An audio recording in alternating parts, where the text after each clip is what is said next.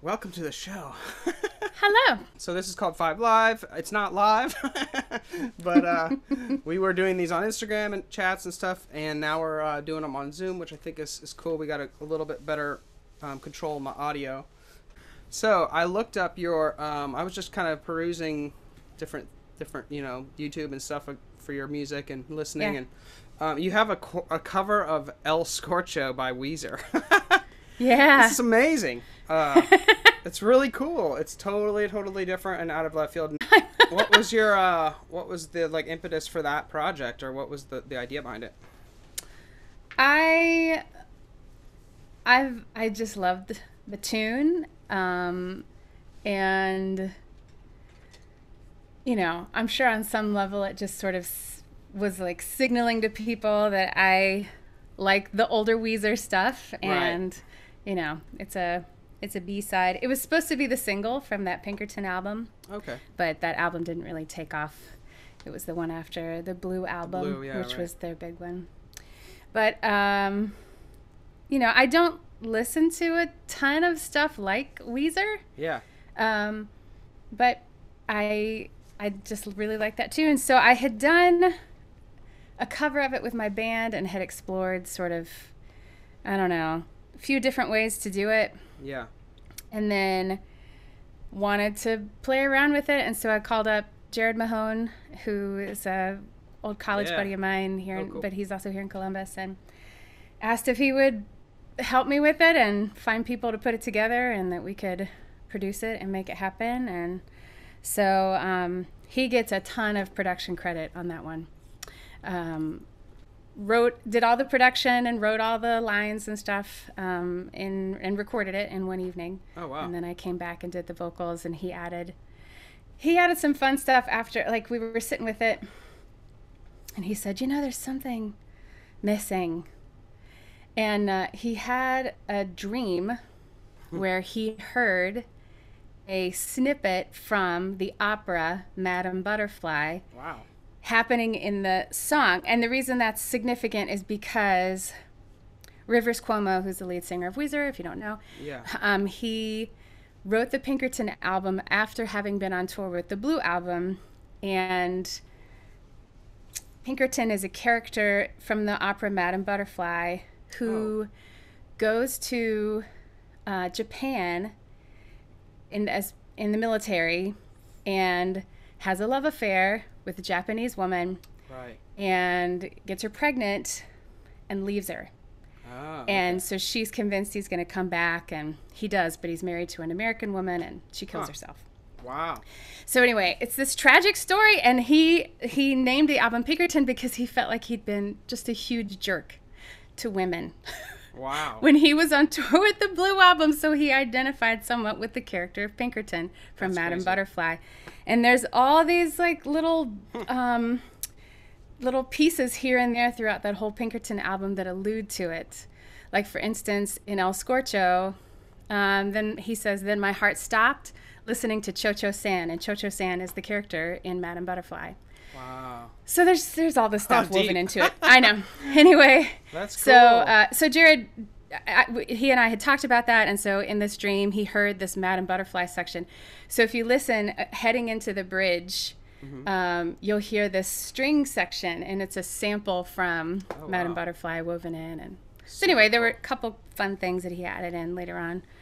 And the engineer also had this cool epiphany when we were doing the guitar solo section, and he was like, what if we layered the solo from Beverly Hills underneath this solo from El Scorcho? And that's exactly what's going on. Oh, wow. So it's the Beverly Hills guitar solo played by the whole band in unison, and then Jeff is playing the El Scorcho solo on top of that. Oh, very cool. So, it's just a bunch of nerdy, very cool. I love it. nerdy stuff all woven together in that track. It was really fun to do. Who's playing on it?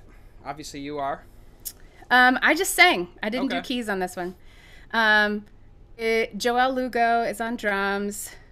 Matt Hawley, Aaron's his brother. Yeah. Matt Hawley did percussion. Jeff Arsman played guitar. Oh, okay. And Aaron White was on keys, and Cody Aladia was on bass. So that.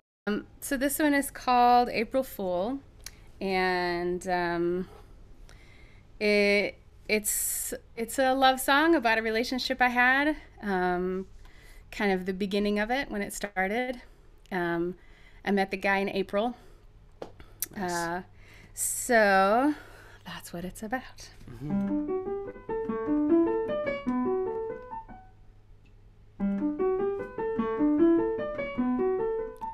Clinking glasses echoed off the bricks,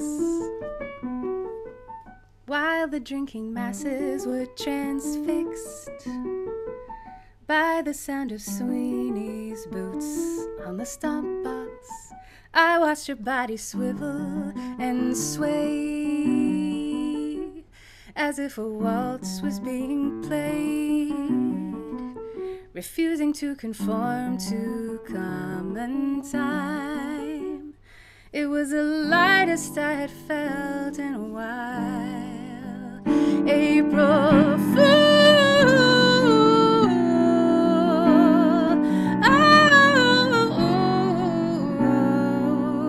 April Fool. Oh, it was time for me to break out of the box, find some kindred spirits who were unorthodox. Were we in the cards, or was it just happy chance? I asked if I could stay a while. You drew me in with your irreverence, had me in stitches with delicious nonsense, answered me with questions every time. I was enchanted by your jester smile. April Fool.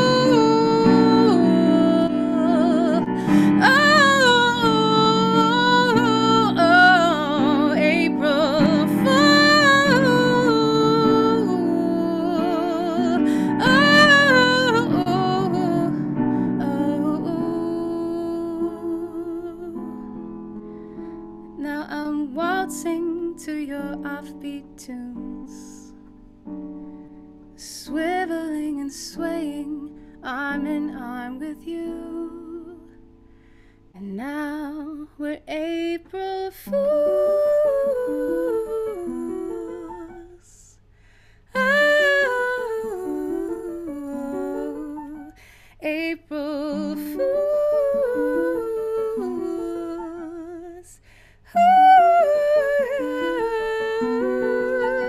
April Fools. Oh, oh, April Fools. Oh,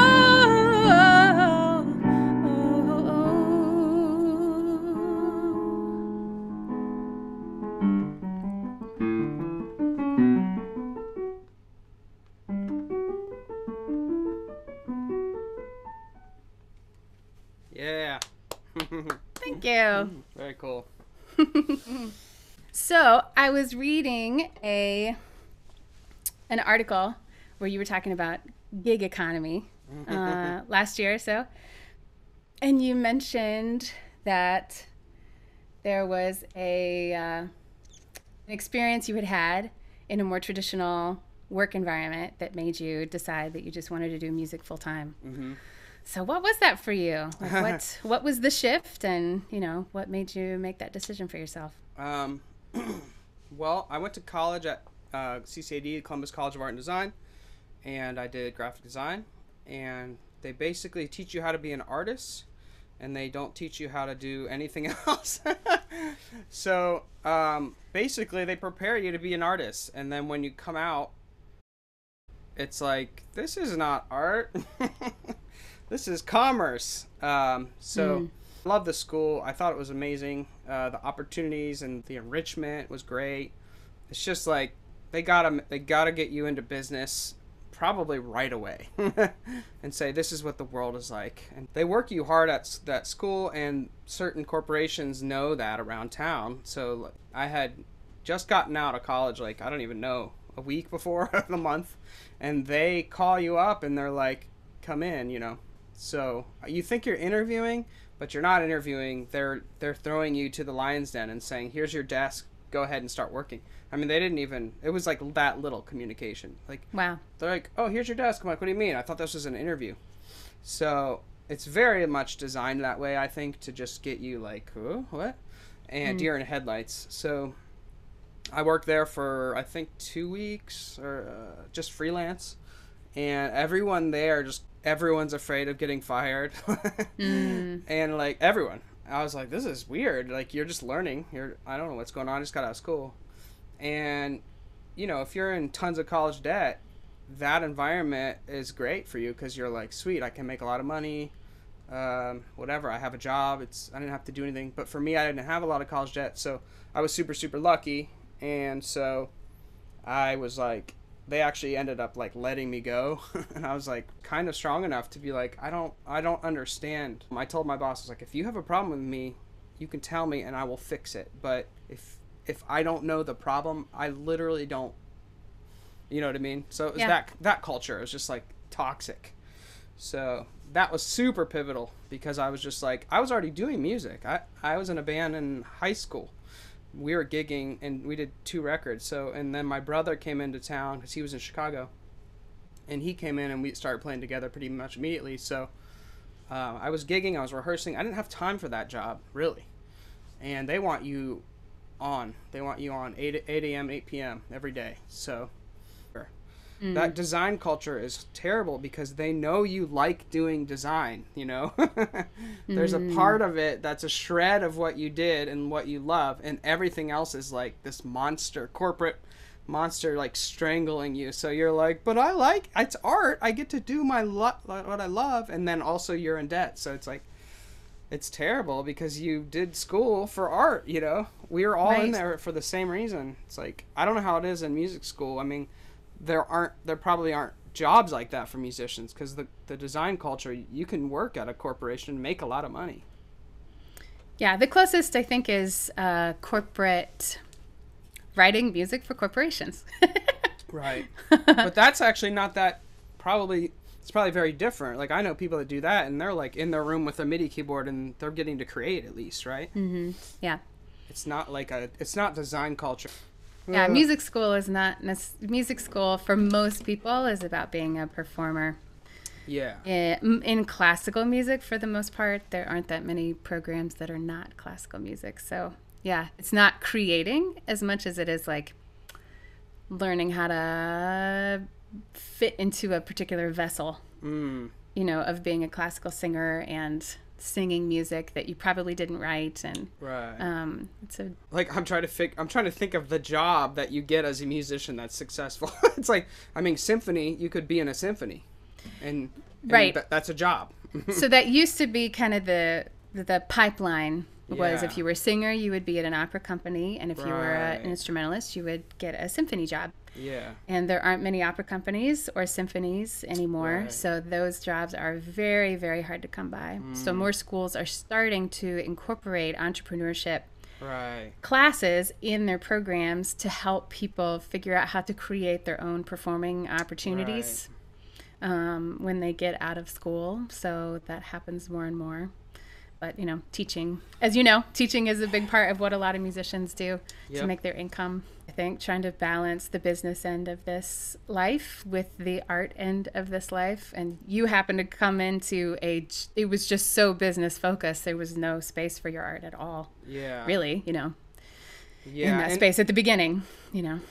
You just get exploited. I mean, musicians get exploited, artists get exploited, because the people with money and control and power are like, well, you're the artist, just go do the art or whatever. And that's unfortunate. But I'm kind of onto the train of doing new stuff. I'm trying to force myself, but I got to read it. I might have to like move my mouse to read the lyrics. That's okay. Okay. I don't even have a title for this yet, so. Cool. Just breathe and face the day. You can't always make it your way. Sometimes you just have to embrace it. Give thanks to the God you made. It's not like you're trapped in a cage. Not everyone gets to create. I'm gonna move the mouse. Leaves will fall and people age. It will all eventually change. All that we are and all we can't control, it makes us crazy, makes it feel crazy. And all that we are and all we can't forget, will it ever be how it used to be? Just cry and face the pain. You can't always have to make it. It's not your job just to maintain. Leaves will fall and people age. It will all eventually change. And all that we are, all we can't control, it makes us go crazy, makes us go crazy. And all that we are and all we can't forget, will it ever be how it used to be? Just breathe and face the day. You can't always make it your way. Sometimes you just have to embrace it. Nice. Yeah. It's almost there. What inspired that one? The things you can control and try to control those, and the things you can't control, just leave them be, and just be thankful for where you are, and life happens. I mean, it's kind of the synopsis of it, and just trying to make my own mantra there. Yeah, feels like a theme for 2020, isn't it? Right, and I How think much we can't control. Yeah. Okay, so my question for you is, name one positive shift and one negative shift in your perception of the COVID situation, of music, and maybe like even just predicting what will happen after we kind of get out of this mess, whatever that means. If things calm down as far as, being able to go back to some kind of normalcy. Positive and negative shift. Positive and negative. I think it's always positive when we're forced to learn new tools and techniques as a result of, being squished into something we maybe wouldn't have chosen for ourselves. And so I think a lot of us as musicians are going to come out of this with some skills we may not have learned for ourselves. Yeah, for sure. We're learning that there are options we didn't know we had in terms of connecting to people outside of traditional spaces. Yeah. Which is good. People do want to support music if they're given a way to do that, So when musicians are finding ways to connect with their audiences virtually, people do want to step in. They still want to be a part of what's going on. And I think that those things will probably continue in some fashion. Like I bet there's going to be a continuation of live streaming stuff that's going to happen because it means that folks get to connect to musicians from a distance, maybe, that they couldn't have seen at a venue because they live too far away. Or right. I mean, negatively, I'm I'm concerned about the venues that are struggling. For sure. A legendary jazz venue in New York shut down this week called the Jazz Standard. Wow. And, you know, that's been a big hit to that community. And like, my hope is that there will be, from the ashes, there's going to, you know, rise some sort of phoenix of some new and different kinds of venues. Yeah. But, you know, the actual physical spaces that really do need bodies in them to run, you know, that's obviously really awful. I heard is happening. If you heard the Joe podcast ever, he's a really I love his podcast, and he said like the kind of like legacy venues will, you know, a lot of those will stick around, and then like the ones he was talking about were like the 500 cap ones. Like, how are those, like, that were kind of surviving off of an antiquated, like, they were already there and established and, you know, kind of living off of whatever, but now just getting by almost, you know. It's like those venues are going to be, it'll be like real big venues and real small venues, you know. Mm-hmm. The medium ones will go away. Mm-hmm. But yeah, it's interesting. I love that. I really found joy in doing stuff, you know, virtually, just because I have a lot of, you know, you have a lot of control. You can record yourself, you can, you know, and you can edit and blah blah blah, and then you can just put it out there and say, you know, hey, do you like it? Because I don't know, there's a thing about making art, there's an audience, you know. It's like for a musician, there's a lot of ways you can do it, and I come from the art background where you're just kind of making the art, and then that's what you do. It's not like you're holding your painting up like, hey, everybody like this, you know. So I'm kind of that more mindset where it's like, I just like doing it. I don't really care. I care, obviously, but I'm not trying to seek your approval, you know. So it's cool to be able to like put out YouTube videos, and then just like, obviously you're like looking to see who liked it, but and that's definitely rewarding. I do want to connect to people, but it's almost more comfortable for me in that venue, though I love audiences too. But yeah, it's interesting. And that's cool. So you get to, there's a little disconnection when you're putting stuff out there as opposed to a live setting, but you get to put more out potentially. Yeah, and with I less guess, self-consciousness. Right, and I guess like audiences in general are hard. It's like, you know, unless you have a great audience every show, like that would be different for me. If that were the thing, then it'd probably be very different. But the online community, it's like your friends, you know. Here's a video that I made, and it's like, oh, cool, you know, I like this, you know. It's like, it's almost more, I don't know, it's not instant gratification, but I don't know. And the experience that people are having is very different. It's not it's not an all-encompassing experience like a physical space is, which there's nothing that can replace that, you know. So when we perform in those spaces, we are one element of many that the audience is experiencing. Yeah. You know, that there are elements we have no control over, and then there are elements we do have control over in those spaces. Right. You know, so when we're creating for this time, we know that, you know, they're probably in a car or at home or right. So what we're doing is in that space. Yeah. Which, you know, keeping that in mind, it just makes it a different experience, different intent maybe. Right. For us, but yeah, it is cool. You know, I think we're probably learning a lot from the constant content creators who've been doing virtual stuff for a long time. Right. You know. For sure. They have paved the way for people who are stepping into the virtual world more now. Right. Mm-hmm.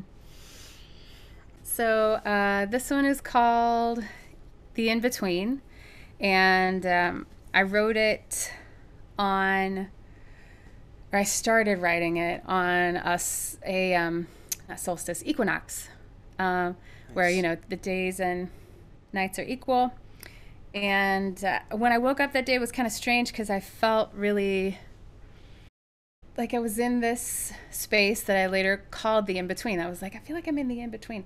But what I was in between was like knowing what time it was, what day it was, and even who I was for a second. It was a really weird sensation. Wow. But it was also kind of peaceful. I was like, oh, because none of the thoughts of what I had to do that day right. or, you know, what tasks had to be completed were just not present. And I was like, this is probably what meditation should feel like, is this moment right here where Yeah. I'm not encumbered with the stuff that comes from having an identity, really clear identity. And it was an interesting moment. So I wrote the song about how, at the time I was learning how to live in that space a little bit more because I have anxiety, and, learning ways to help anxiety not, take over is helpful. Right. And so one of those ways for me was to be in a space kind of like that, a meditative space where I wasn't running through a bajillion choices in my head and freaking out about them, about, what to do, the right path to take. And if I take this path, everything's going to be messed up about this element of my life or whatever. Right. And instead feeling like I could be in a space where I didn't have to make a choice until I really felt like it was the right time to make the choice. Very cool. And that I could always come back to that space when I need it. So that's how the song came about. Nice.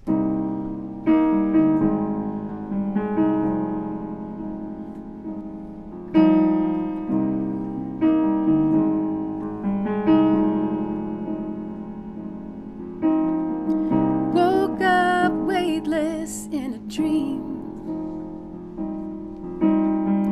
Darkness and day and symmetry. Suspended in a sea of possibility. Waiting to know in the in-between.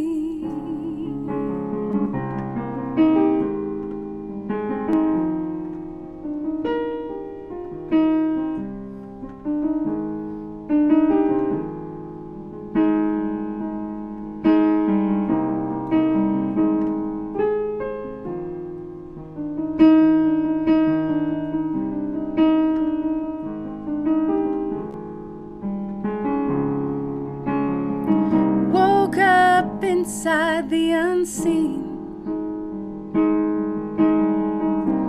Am I lost or free? The sweet sound of solitude washes over me. Learning to love the in-between.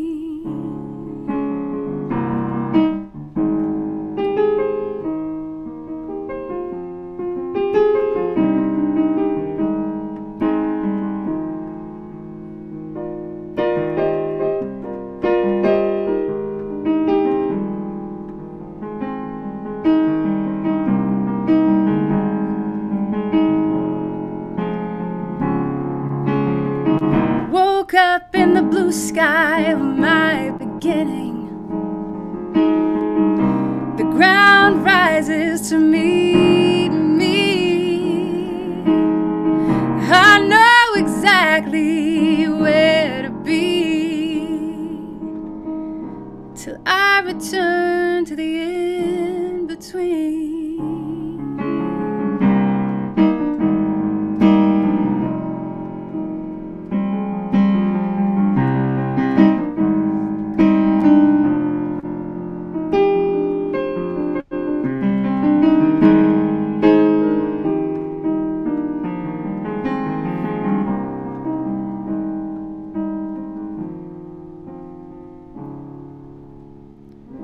Woke up weightless in a dream.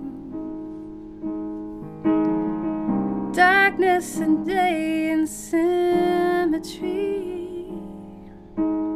Suspended in a sea of possibility. Waiting to know in the in-between.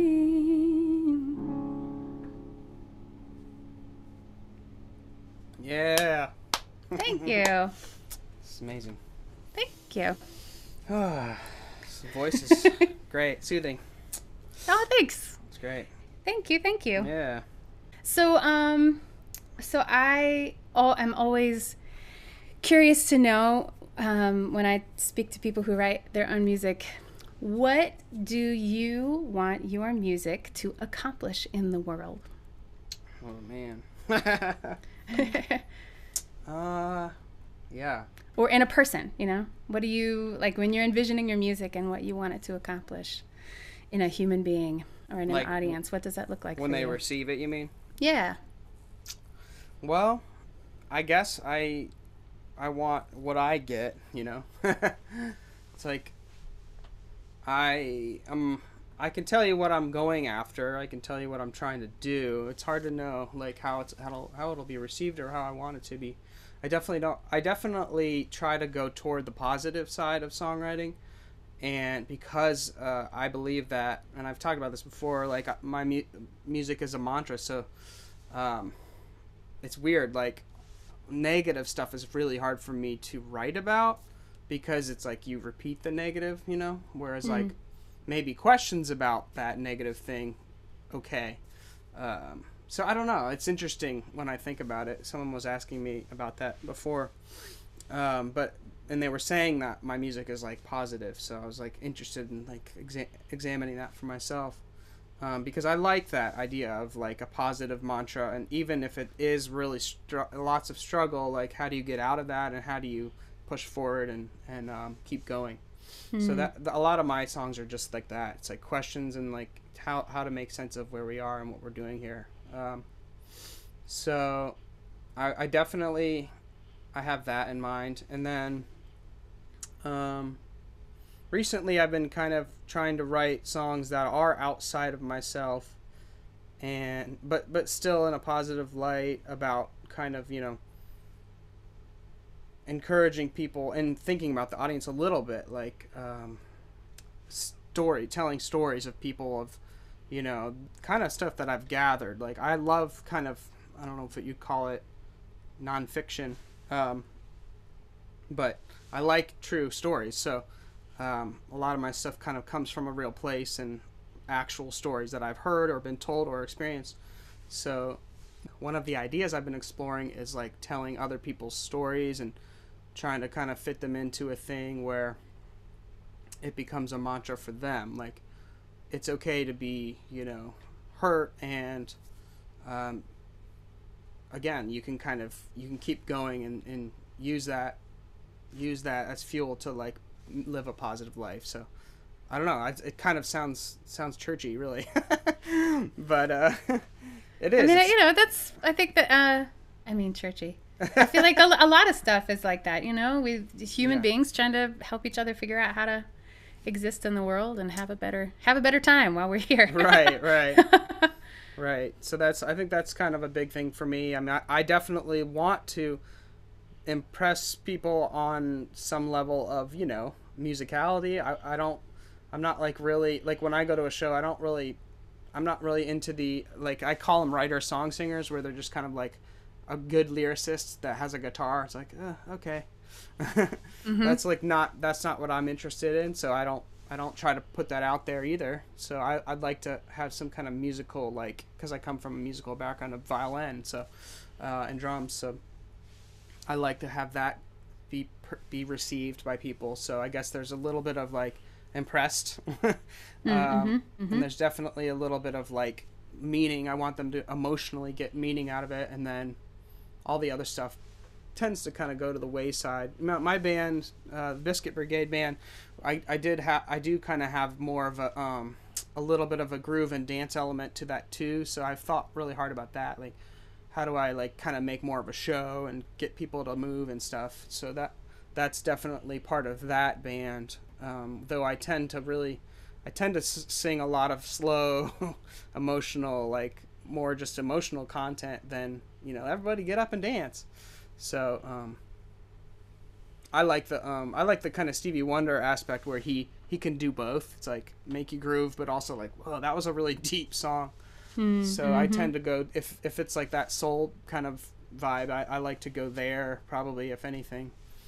This song is kind of one of those things where you're mad at somebody because they're doing something that you do. Most anger is, for me, is just being mad at my own self, but taking it out probably on other people. So this is that kind of thing. I'm kinda angry at myself, 'cause I used to be somebody else, and now that spirit lives in you. And I think I know exactly what you should do. I wanna hold on, I wanna let go. I see my younger self in you, I wanna control. I wanna improve my life. Am I living it right? I just don't know.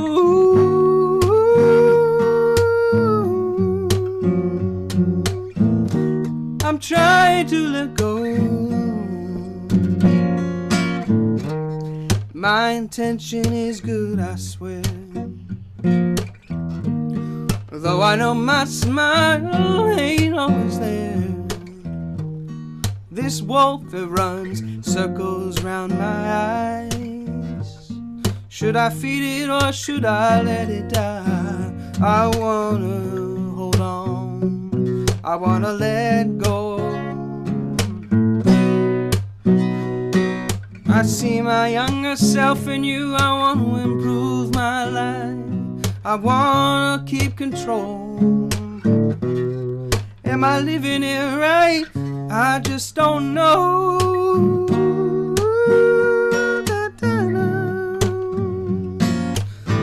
I'm trying to let go.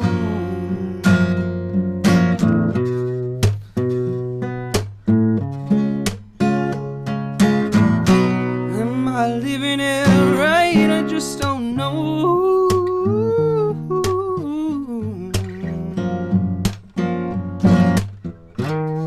This advice, it's best served with salt. The guilt can be good, but it ain't always my fault. If they don't like it, well then they can leave.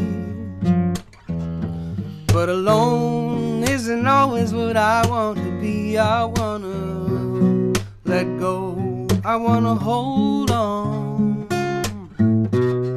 I see my younger self in you, I wanna control it. I wanna improve my life.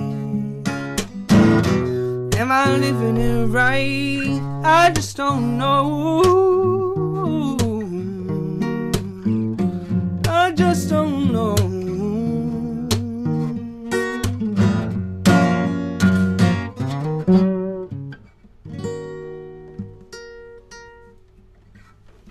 Nice. Something like that. It's getting there. Yeah. Still, I think I need a bridge or something, but... All right. So my next question. What's your, like, YouTube wormhole look like? Or that could be, like, social media wormhole or, like, Netflix wormhole. Like, what's your wormhole? Do you have one? Or is it, like, are you, like, a non-media person? Wormhole. Like if you're on YouTube, do you're I go like... down? Yeah, it's like, oh, I want to get down to this this thing. Do you have that kind of... I do. I do. How do I... Okay. I am a systemizer. Okay. And so a wormhole, if you want to call it that I'll go down is if there is a particular topic that I become fascinated by. Okay. I will start watching videos, reading books, and then I create databases about it.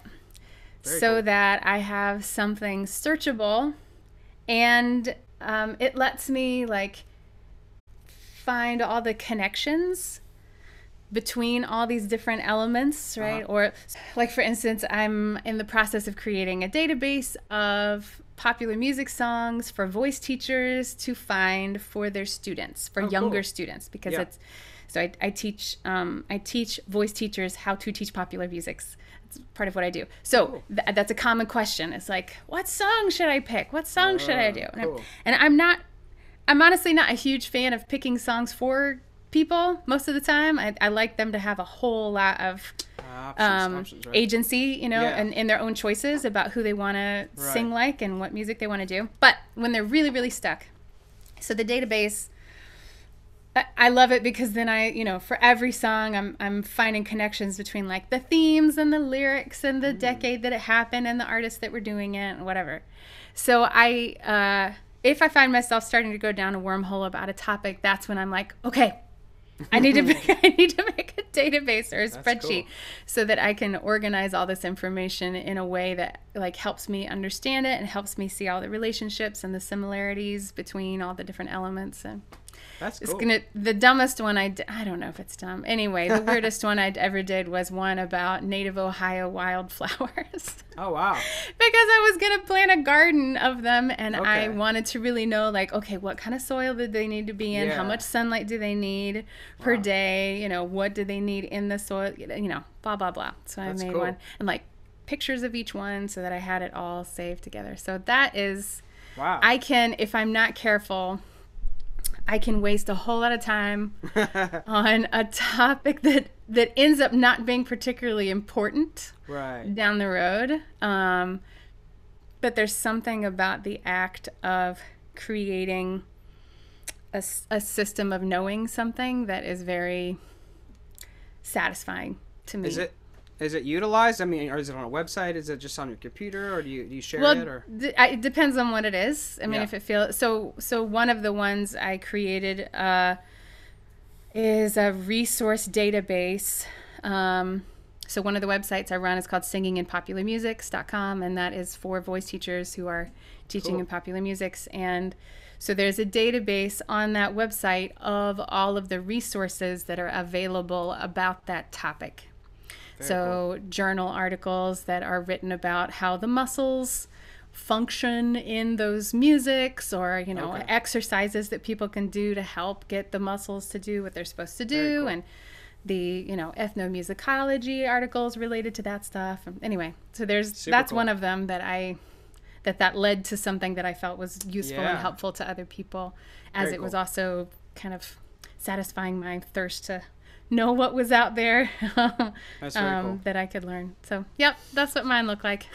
That's crazy, in a cool way. I used to make spreadsheets, like a lot more spreadsheets. I don't do it a lot anymore, but it is fun. It's like, because in music, it's like you're an entrepreneur. So I would make like we would meet people all around the country, and I would like make databases of their names and stuff. It's like sounds creepy. But, like, who lives in Colorado? It's organized. It's a sensible thing to do. Yeah, right? So this is a song I wrote about working through different kinds of trauma that I experienced in my younger years.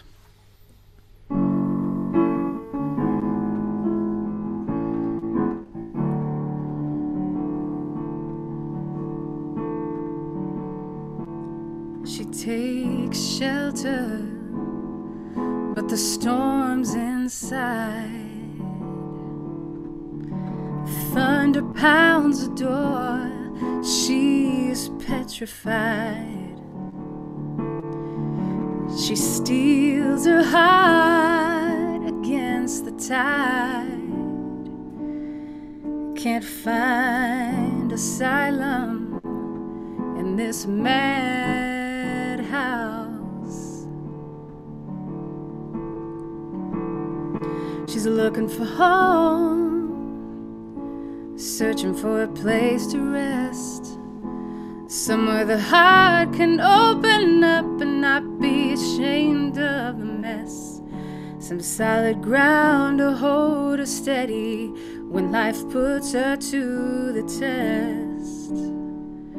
She's looking for a place where she can be fearless.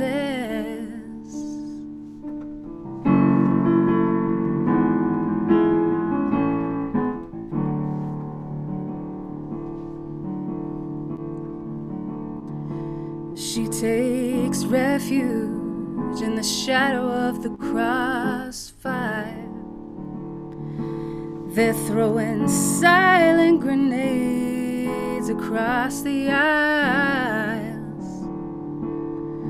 She silences her soul and hides behind a smile. Can't find sanctuary in this holy house.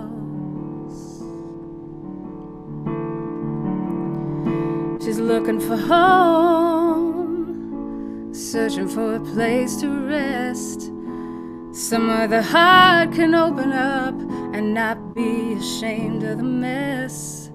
Some solid ground to hold her steady when life puts her to the test. Looking for a place where she can be fearless. Drenched and tattered, worn and battered, trying to find where she belongs. She stumbles on a strange, familiar place that's been there all along. And now she's making a home, making her own place to rest. Somewhere the heart can open up and not be ashamed of the mess. Some solid ground to hold her steady when life puts her to the test. She's making a place where she can be fearless.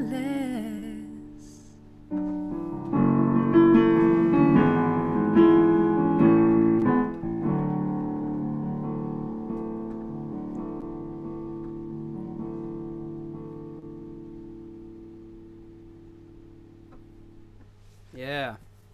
Thank you. So, yeah,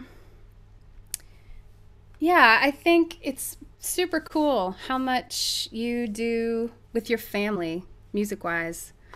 You know what I mean? How many projects you guys have together. Yeah. So what is 2021 looking like for you guys in terms of projects that you think you might want? No idea. Yeah, right. Projects? I don't know. Well, my brother and my dad and I have been playing the Andy Shaw Band for forever. My brother's kind of been working a lot by himself because obviously we kind of have to right now on a lot of music. And yeah, we have some stuff we've recorded and that hasn't come to fruition yet.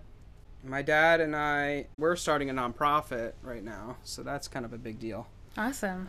So it's going to be the Songwriting Workshop, basically, but expanded into a nonprofit. Fantastic. The legal stuff and all that is a big pain. But Shaw Brothers have an album as well, but I don't know when that'll come to fruition. So hopefully. Yeah. It's always hard to work, especially right now. We're both very independent, so it's like coming together can be hard. But I mean, we get together really well when we play, and we have some great recordings I'd love to hear, and we're kind of in leeway with a lot of that. So my goal really personally is just trying to get music out as quick as possible, and it's hard to do. So I have 2 singles that I've already done that I want to get those out, and I want to get videos, and that's kind of the stuff I've been working on at home, just trying to get content ready and a video and a package and then sending it out. And it's kind of cool because you don't have a lot of pressure to do like a release show or anything. You just here it is, which I like. Mostly I'm just kind of putting it out there and seeing what happens, and trying to move more into production and just getting artists and making art with them, and because that's what I really do enjoy. I enjoy making the stuff. I like putting the pieces together, you know. It's like performing is like a whole different thing, you know. And I'm realizing that more and more now because I've just been surviving on performing, and I can't do that now. So I have a couple artists I've been working with. We just been kind of working through how do we record together while we're in this pandemic. Yeah. As well as like producing videos. I mean, we have to be such jack of all trades. It's crazy. But if you had to pick 3 things that you got to do all the time, and you didn't have to worry about any of the things that actually, you know, somebody else was going to take care of all the other things, right? Yeah. What were the 3 things that you would like to focus on and do all the time? I like recording. I mean, that's really fun for me. So maybe not the technical aspect. So if I could go into a studio and just have somebody control for me, that'd be cool. And a lot of recording for me is writing too. So it's coming up with the stuff while I'm doing it. So that's the creative process. That's the thing I think I enjoy the most. And I think the recording even though I have to learn the actual technical stuff, I think that's really where a lot of my passion is headed toward.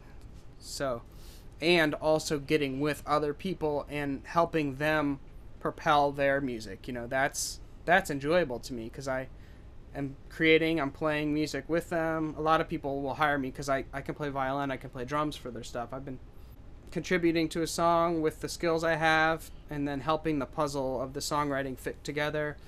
Maybe a little bit of the actual technical stuff, but the writing and the creating is really where the passion is. So I think that's the main thing. And I love teaching too. I love that. It's similar. It's a similar, like, I'm helping your music go, you know, and get better. Yeah. And I can share what I know, because it's useless if I don't share it. And maybe that's kind of where I was talking earlier about an audience. Like, maybe that's my audience, because it's like, I really care that they get this, you know? Yeah. And my dad's a teacher, so it's like, I think there's a lot of crappy teachers out there. So, like, I have a real passion of, like, no, like, that's not teaching. Like, teaching is, like, really getting in there and being like, okay, what are you good at? Okay, what do you like? All right, let's get that, and let's go with that. It's like, it's really hard. Mm-hmm. Whereas most people will just be like, this is how I learned, and this is how you will learn. It's like, yeah, right. That sucks. I've had so many horrible music teachers specifically. Yep. And it made me really hate music. Not hate it, but you know, it's like, you're doing this wrong. Yeah. It's a shame. Yeah. Yeah. So I work with a lot of teachers who are kind of recovering from the belief that they have to teach a certain way, or they have to teach a certain music, or they have to sing a certain way, or they have to, you know, because of that issue. Right. And it's funny for many of them, like, when they start to come out of that, the scariest idea is that they have autonomy and choice. Because then they don't know who they want to be yet. They don't have, you know, so they're in this sort of artistic infancy, a lot of them, right, as far as their identity and what they're going to do next. And, you know, so they have to learn that for themselves before they can know how to do that for a student. Right. You know, because when you're comfortable with, like, structure, and someone's saying, do it this way, this is how you do it, you know, some people get very comfortable with constrictions, right? Right. Restrictions. And then that's scary. So there are definitely a lot of teachers in the world who they feel like that's the best thing to do.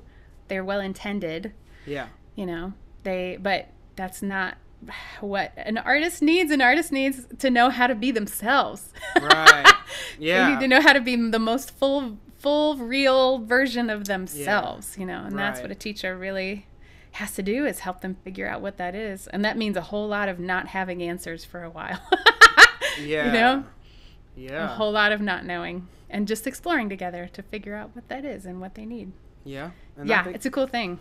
It's fun. I love it. I love exploring with people like that, and it's just like, every one of my students is pretty different, and I just like, it's all creativity. It's like the lessons for me is like all creativity. It's like, I have theoretical knowledge and stuff, and technical skills, but a lot of it's just like, all right, cool, what are we going to do? What are we going to make today together? And that's really exciting for me. Let's see, I'm going to do this one that I've probably done a million times, but I'm trying not to repeat myself because I know these go out there, but right, it's true. This is about being a musician. First line will reveal that. They said, don't do it, you'll never make it out alive. They said you can, only the strong will survive. Well, then I knew it, I knew that they were wrong. I'm gonna stay here, keep singing my song, even if my heart gets broken. I need this for myself. All this time in darkness, trying to prove myself to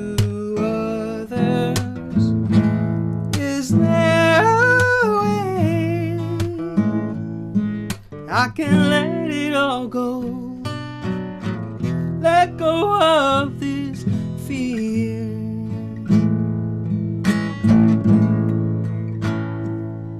This time it's different. I made my mistake, new state of mind. There's plenty more to make. I wanna open up the doors and let love in. I wanna be part of the story, whether I lose or I win. Even if my heart gets broken, I need this for myself. Excuse me. All this time in darkness, trying to prove myself to others. Is there a way I can let it all go?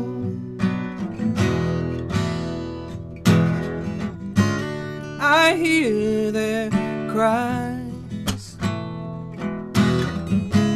They haunt me at night. I must confess, some of them are mine.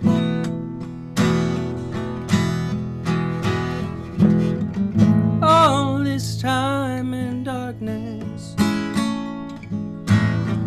trying to prove myself to others. Is there a way I can let it all go? Let go of this fear.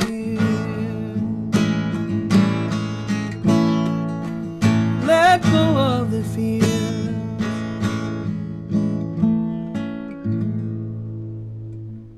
Yeah.